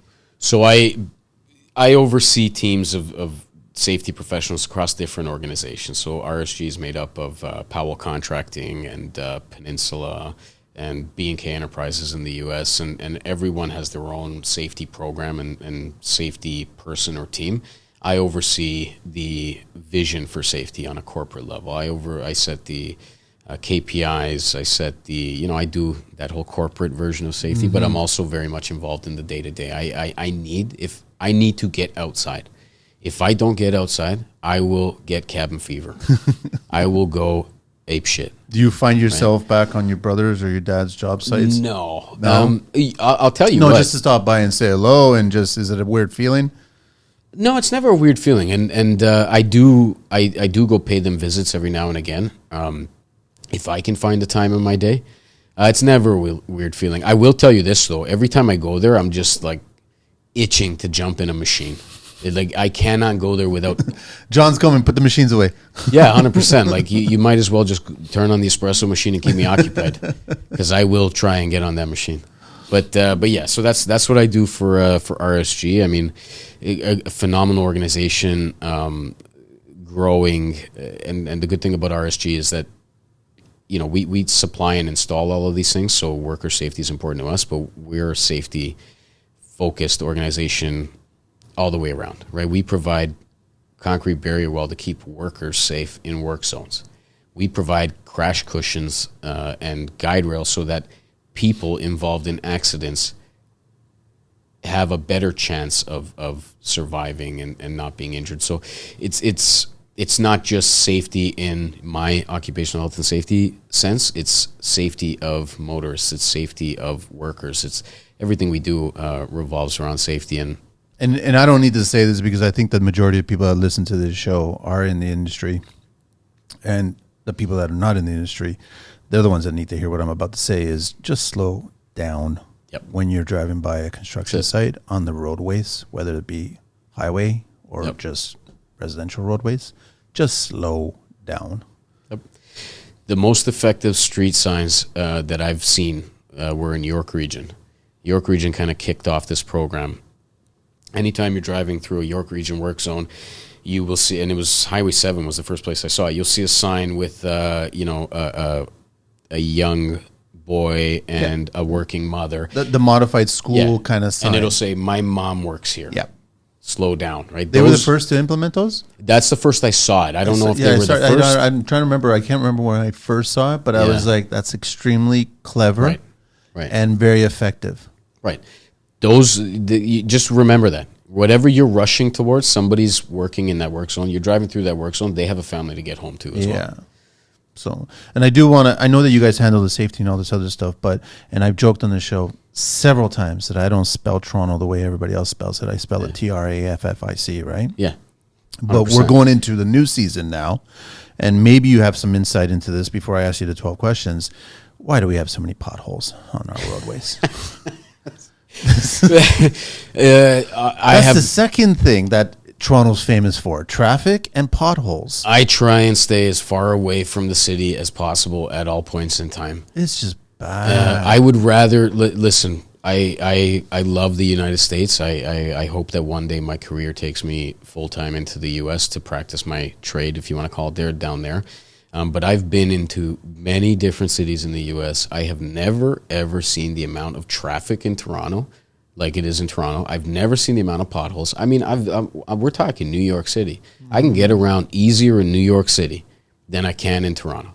So to answer the question as to why there's so many potholes, I don't know. It's like God's dropping boulders you'll repair the road and bang. Special formula of asphalt and a special formula of salt or special idea. Something going on there, but no clue. And if anybody wants to get a hold of you, you got your email. You want to share your email? You just find me on LinkedIn. On LinkedIn, right through there. Yeah, yeah. I have an open profile there. That's it. And then the talk that you've done, you continuing to do that, or regarding Threads or. Threads of Life is an organization outside of you said you did a talk as well. Yeah, I do talks to predominantly within my organization, but I also have done them with other organizations when asked. Yeah. So yeah, I mean, just reach out to me on LinkedIn. We'll talk safety, right? I have no problem. It'd be easy to DM you and just send a message. Yeah, and I have no problem answering questions. Yeah. If your question can potentially save somebody else's life, I will answer your question. Perfect. You ready for this? Yep. What's your favorite construction word? Concrete's here. I love that. It's almost like all the prairie dogs come out of the... I love that They're word. Ready to rock and roll, right? We spent all this time building that form. Prepping. And I love finishing concrete. So, I'm sitting there kind of with my bucket and my float and I'm ready. So, yeah, concrete's here is my favorite construction. What's your least favorite tool? Can it be equipment? It could be anything. Smooth drum rollers. It's monotonous. It's back and forth and back. And look, I understand their purpose, and I appreciate those who do that work. I can't do it. What construction sound do you love? Excavators, loading, dump trucks. That sound of emptying the shovel when it cascades into the dump. Right, that's it. Just loading the truck. That sound is phenomenal. What's your favorite beverage? Coffee, hands down. What's the worst and best thing about construction? The best thing about construction is that it is a good living. It's an honest living, and it's a living that you can be proud of, that you can see progress every single day. The worst thing about construction is sometimes the mentality towards safety, right? When you put production over safety, you're setting yourself up to fail. It's not worth it. Favorite curse word? Fuck. It's the most versatile word out there. I don't care. Can be used in many, many ways, in many, many situations. Right. What's your favorite vehicle? Anything in the world? Any mode of transportation? Anything in the world? Anything. Oh man. Could be a machine. Yeah, I'm going there. Anything. I'm going there. It's a closed cab John Deere 750 dozer with a working radio and air conditioning. That's it. What do you miss from your childhood? Mindfulness, if that makes sense. We weren't distracted with screens and constant entertainment. I mean, like growing up, we would play baseball on the street until the lights went down, and I think that's the thing I miss the most is that, all the parents would kind of grab their little folding lawn chairs and they'd watch you and your friends play baseball, and as the sun went down and the street lights came on, it was like you were playing in the dome, Does anybody do that anymore? I don't know. My middle son plays baseball, and he's 5, so he's just getting into it, and I love it. That's like one of my favorite things on earth, just bringing him to baseball. What profession would you, other than your own, would you like to attempt one day? It's a good question because I think that this is what I was designed to do, that I was put here to do. Because you started off as one career and now you're... Yeah. I do think that my purpose is to do safety, but if I could do something else as well, it would be podcasting. Just because listen, I'll talk as long as you come back need me to anytime, talk. John, honestly, and you want to use the studio and talk about what we briefly talked about, you're more than welcome to, man. Appreciate that. I totally think you'd do an amazing job. That'd be great. More people listening. Thank you. What profession would you not like to do? Paramedic. It's, God love them, and I have incredible respect for them, but paramedics, I don't think I could do that. Like I can't see myself. There's an expiration date on that career. Yeah, a real quick one. I couldn't do it. Last question: if heaven exists, what would you like to hear God say when you arrive at those pearly gates? This was the question that I had the most discernment thinking about when you had sent me this ahead of time, and you saved it for last for a reason.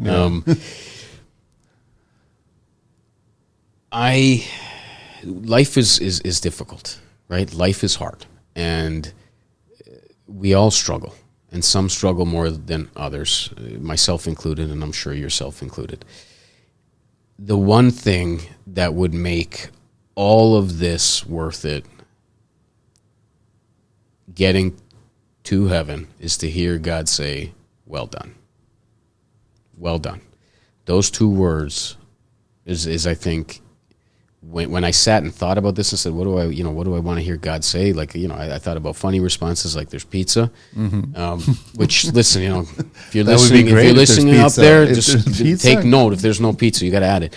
But, I thought about what the funniest responses would be and all of that stuff. I think that for those of, whether you believe and for those of us who do believe, I think that the most meaningful thing that we can hear in this world, whether it's as fathers or mothers or brothers or sisters or workers or whatever we are, is well done. Because that's the culmination of our experience on this earth, just to hear well done. Thank you. Thank you for having me, man. And well done. Thank you, honestly. Thank you. No, it's been a pleasure meeting you and chatting, having you on the show. And I mean it. You're welcome anytime that you want to come back and have another conversation and just continue it. And I will definitely check out everything that you mentioned here and reach out to them and talk to them as well too. And we'll see, because I want to continue expanding this. I want to continue talking about this. So. Thank you for doing this show. Thanks. First, I got to get that out there, because for folks in the trades and in construction, like, myself and everybody who does the work today, really, this is for us. You know what I mean? And, if anybody hasn't thanked you yet, thank you for doing the show, man. It's I get a lot of thanks. Yeah. It's great. I love it. Yeah. I get thanks from strangers. I get people who send me messages, and the show connects. But I think at the beginning it was about me, and for the first maybe couple of episodes, and then I quickly realized it's not about me. It's about the guests, and it's about people who are listening. It's about the people that are putting on their safety boots and everything, going to the job site and earning an honest wage and struggling, but also building. So it's about everybody there, and that's why I think this show has done so well, and it's continued to do well. And I don't know what's in store for me. We'll see what happens, but I have there's not a stop sign. I don't see a stop sign yet. Do any of us really know? Like, again, what I do next week, next month, next year, whether it's here, there, or anywhere else, it's we can't put limits on ourselves. And the way that this, like, I remember following the Instagram page when it was at like 1,000 followers. Right? Way back. Yeah, the TCL page. And I remember. Oh, so you probably missed, the Green Book, right? We were doing the Green Book all the time. Yeah, I know. It's, I remember following this page, and I would have conversations with, my buddies that are in the industry, with other safety guys. I'd be like, hey, this is a cool show and things like that. So it's like when you messaged me, I said, yeah, we know who Manny is. So. Yeah, but I also, back in the day, and I'm to blame, I've done some videos where I shouldn't have been doing them the way I was doing them, right? And I was told through the grapevine that, certain people were keeping an eye on me. Yeah, they do. But the thing is, in all fairness, that statement woke me up. Yeah. Like, listen, you're a reflection now. You're actually a voice. You can't be the hothead, or you can't be this asshole or whatever. You can't be that way. You should actually be sharing a lot more positivity and just focus on that. And that was totally what changed at that point. It's good that you bring this up, because before I cut out and the show cuts out here, I will say this: if you are advertising your services on Instagram, right? If you are a company that's advertising your work on Instagram and your videos are not safe, right? If you have guys exposed to fall hazards and your company logo blasted all over the place, people see that, right? And I'm not saying this because the Ministry of Labor should be observed as a boogeyman at any point in time. That's not why I'm saying this. No. The image that you're putting out, though, people are seeing that. They're picking up on that. Safety, when you exude a safe work environment, when you put safety out in the forefront, when people can look at you, even through an advertising video, and say, oh, wow, they got everything they need to have, it makes you more professional. So just keep, be mindful. It's a good point that you brought that up. It's very, very true, right? So I'm glad that the show has gone the way it's gone and the route it's gone, and it's an awesome show. We'll see where it's going to go from there. But I totally, I just enjoy meeting people and having a conversation about shop. That's all we do, is we talk about shop. I love this show, Manny. I'm honored that you asked me to come on, and I appreciate it. Thank you, man. That's it. We're all done. We're all good. Pain's over. You don't have to sing again. It's all over. That's it. Thanks so much, John. Can't wait for my son to hear that. He'll enjoy it. He'll totally enjoy it. Yeah, he was singing it before I left. Thanks, John. We're out of here, Angela.